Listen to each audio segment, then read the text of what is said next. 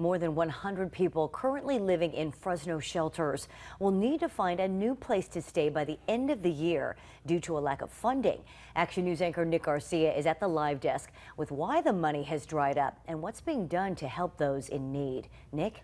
Right, Margot, I've been looking into this issue all day, and tonight we're learning that these shelters operated by the Housing Authority were funded through one-time Project Homekey grants. These are local motels that were refurbished, as you may remember, but the city and others involved say the shelters were always meant to be temporary, while permanent options could be developed. The problem is that hasn't happened.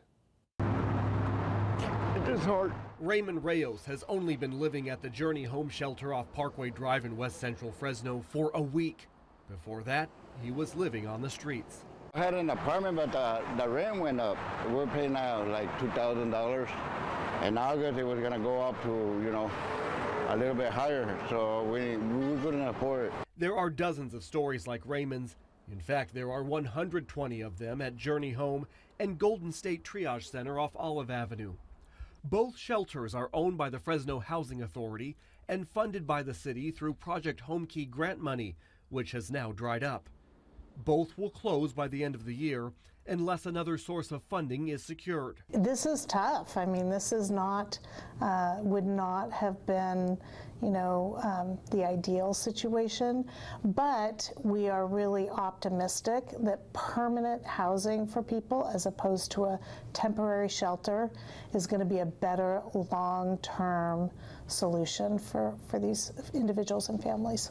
Tammy Townsend is the Deputy Executive Director of Fresno Housing. She says they're close to reaching a deal to turn one of the shelters into permanent housing.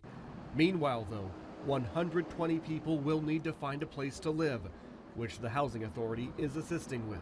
But places like the Fresno Mission are bracing for an influx of people seeking shelter over the next year to 18 months as funding runs out. They're looking at options to expand even more.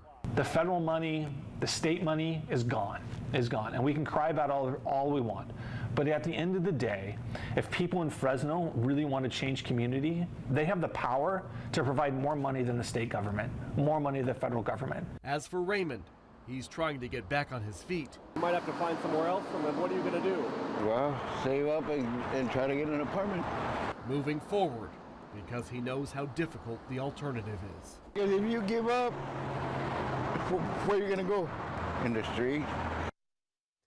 Now, both Journey Home and Golden State Triage will stop accepting new residents on July 31st.